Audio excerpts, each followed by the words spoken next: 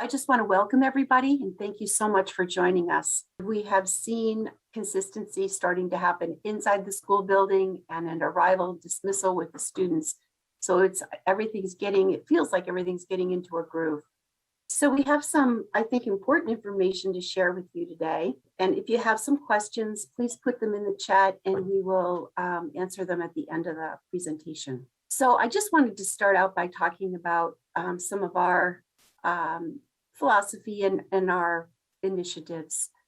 Coman Hill is a community, and we work to build that community both as a school and in the classrooms and in every aspect of your children's day. So one of the things I shared here today is that social interactions with friends and academic experiences help our children develop confidence and pride in their work and capabilities. But by the same way, our children develop confidence and pride when they grow in their social interactions with friends and academic learning opportunities. So we see it as kind of interconnected. And so what happens on the playground and what happens in other areas, in the cafeteria and other areas of their day, really all come together to create that confidence and competence. So here are some of the things that we have that will help to get them there. That we believe that the positive behaviors promote learning and the academic supporting through some strong academic platforms that I'm going to share some more in detail in a few minutes. And then also through social emotional learning through a variety of resources that are developmentally appropriate and presented in each first, second, and third grade. So our the first focus that I want to talk about is the English Language Arts program. In the classroom, the program is Wonders. And Wonders is a differentiated program, meets the needs of many levels of reading and writing abilities. And it involves not only learning to read, but also reading to learn, which is the comprehension piece and the piece that helps children connect their learning, their reading to what they're learning from the text. Math Investigations is also our math curriculum that is being taught in the classrooms. Math Investigations is really very, well, it is aligned with the state standards, of course, but it's also a constructivist approach where, we're teaching children in math about not only just getting to the problem, but also using different methods to get to the problem.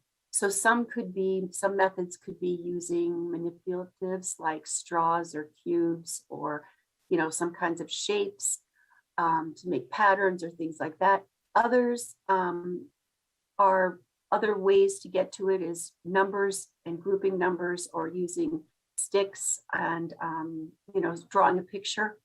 So we talk a lot about how we problem solve as much as getting to the answer.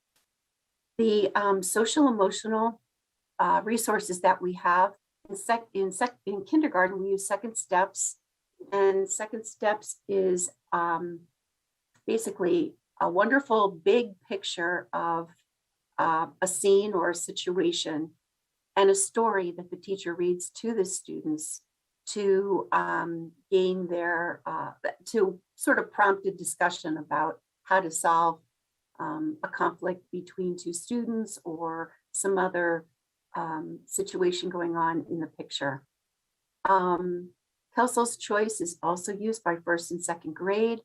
And so that is talking about respect and responsibility and doing role playing and many other different kinds of ways to explain just what those words look like in action.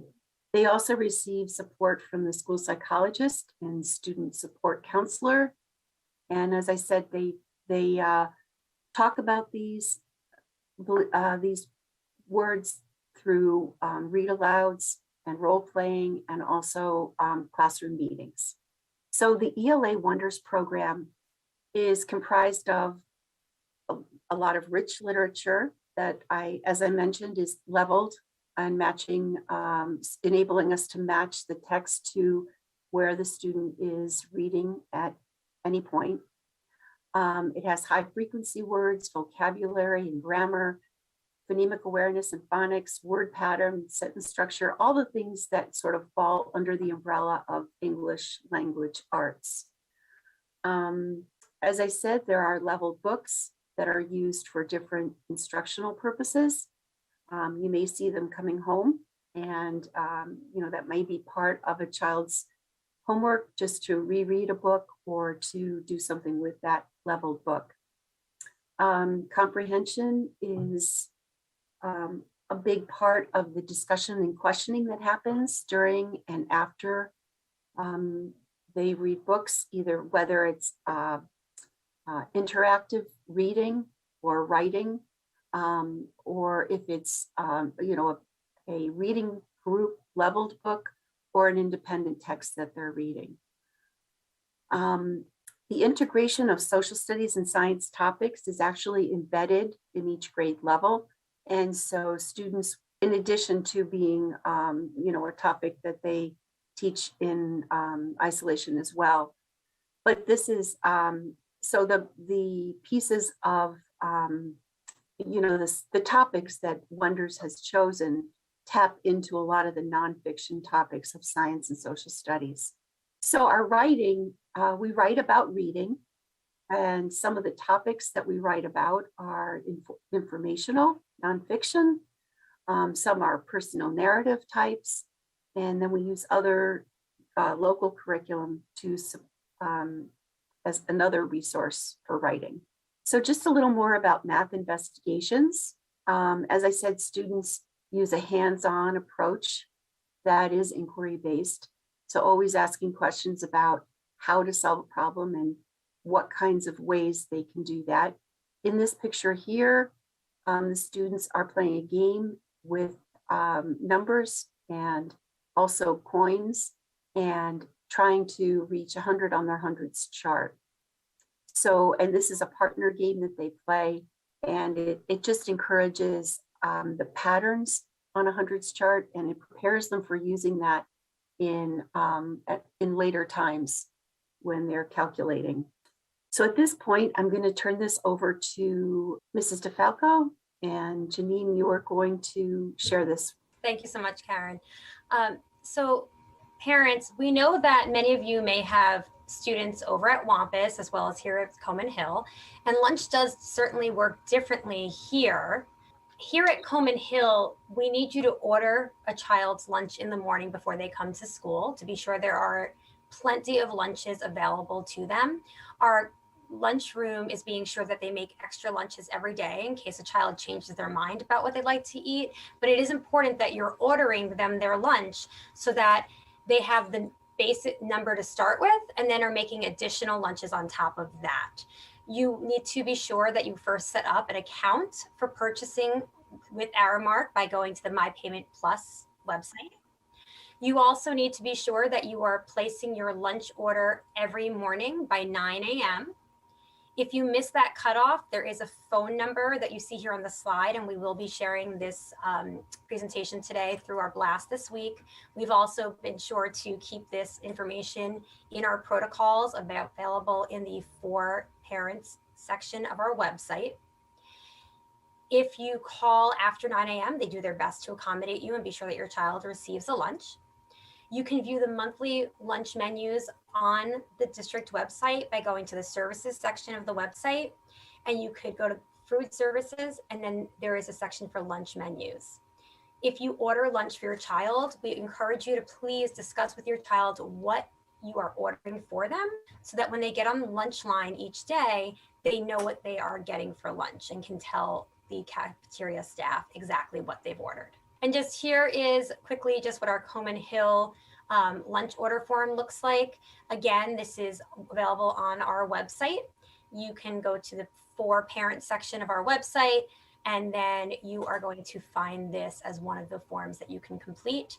Once again, we have shared this several times through our blasts, and it is available in the protocols that we have available on our website.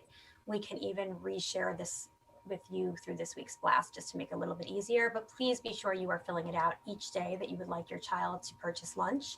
We know there's been questions about whether or not you can do like a permanent order where it's for the whole week. We're working with Aramark to see if that is something that they can put together, and we'll keep you updated if there is a change. But as of now, you need to do the daily order form each day.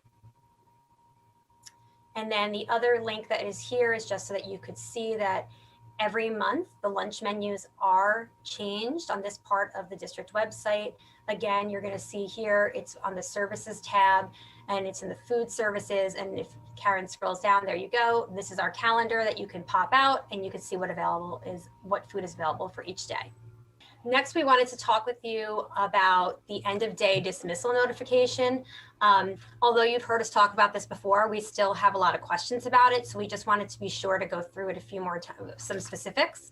You need to be sure that you're filling out the end of dismissal notification form for 3 different reasons. One is that you or somebody else that you're designating is picking your child up from school. The second reason is if they're staying at Coleman Hill for an after-school activity. Currently, the after-school activities that are happening here are soccer, and there was a Girl Scouts group, but that's it so far. And then the other reason would be if your child is going to the Armonk Children's Corner, or abbreviated, you'll often hear it just called ACC. Please be sure you are completing the form for each day. You can do that one of 2 ways. You can do it the day before the form. So if I wanted to fill it out for tomorrow, but I want to do it today while I'm thinking about it, I have to wait until 4:30 p.m. because that's when the form starts to generate for the next day. So you could fill out the form after 4:30 p.m. and it would be putting in information for tomorrow, or you can fill it out the day of, which would be tomorrow, and you could do that until 12 o'clock. If we had a half day, which we have some later in the year, we ask that you fill it out by 10 a.m. We also ask that if you fill it out and then you have to make a change, you are going to email Coleman Hill dismissal at byramhills.net before 1:30 p.m. If it's after that time or you need the email address, call the main office and the main office will help you. We want to remind you that dismissal is a very busy time of day, and making sure that we have the most accurate information about what your child is doing for their dismissal plan is really important, because it's a priority that we get your child to where they need to be in a very safe way. And that's why we know it can feel like it's a big process, but the protocols are in place to be sure that your child is going with the person that you've designated or to the place you've designated, so that we know they are safe at all times and you know where they are. Please be sure that you also talk to your child about what they're doing for dismissal that day.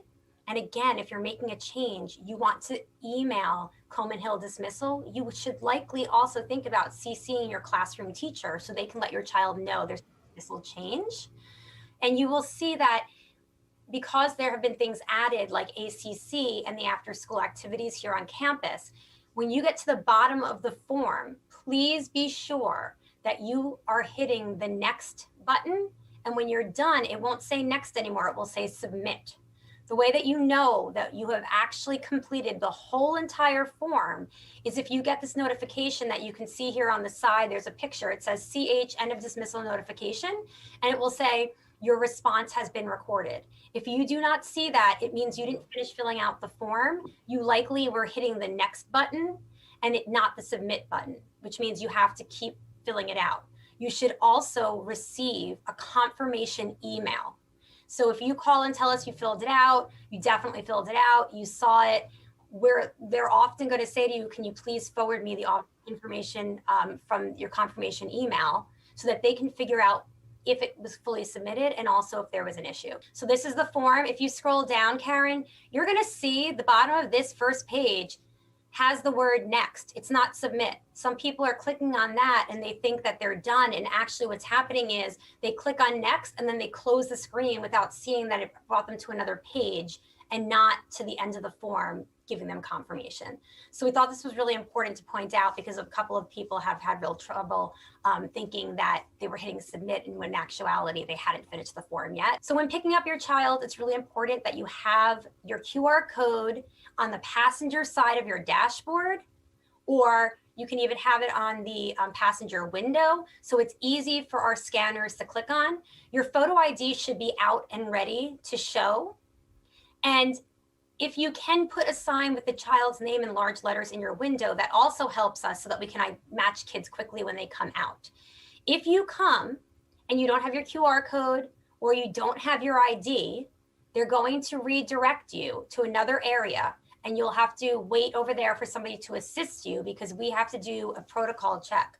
We have to have somebody check that you are, we have to somebody check to make sure your ID, if you don't have ID, how we're going to identify who you are, again, for safety of your child. If you come and your child's not on the pickup list or the person that comes to get them is not the person that's on the pickup list, then we have to make a call home and we have to make sure that we take all the right steps, again, to be sure they're going to the right place. If you don't have your QR code, we're pulling you to the side because we have to have somebody inside get your QR code and scan it for you.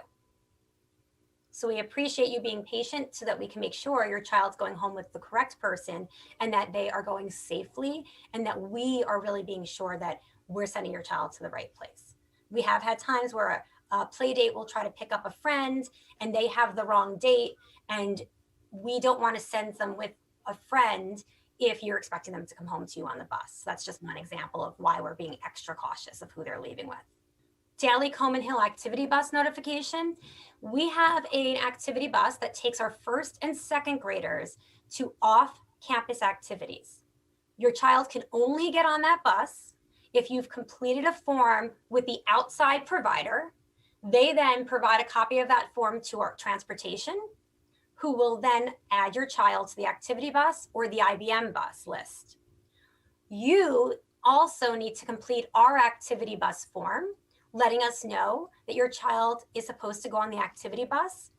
You are going to fill that out each time your child goes on the activity bus. Once again, you could do that at 4:30, the day after 4:30, the day before, or by 12 p.m. on the day of. On a half day, it would be at 10 a.m. Although I believe that on half days, often these after school clubs are not running, so that may not even be an issue.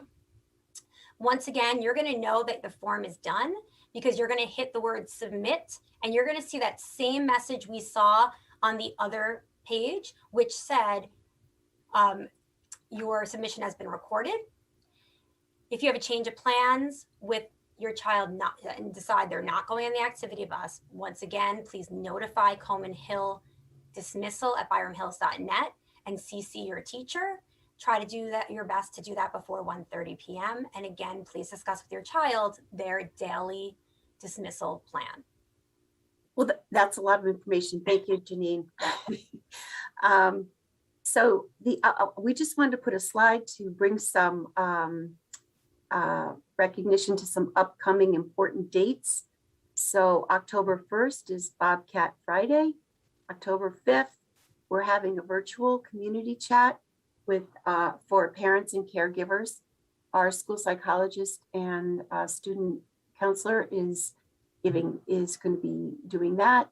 And just as a reminder, October 11th is Columbus Day, and we will not have school that day. One other message about Bobcat Friday, I just want to mention that I know some people are experiencing getting, their Bobcat apparel. And so I'm just saying that I'm sending something home saying that, we are wearing blue and red is just fine. I know new staff are going to be doing that. I'm going to be doing that. And, so if your apparel doesn't come in time, School Spirit is also wearing blue and red. So we want everybody to feel included, and those colors are certainly our School Spirit colors. And then Mrs. Alden, if I can, just to let you know, I know on there we also have the information about a virtual event that you're being invited to, that community chat. We will be sharing information about how to join that in this week's blast as well. So that's the end of our presentation. Thank you so much.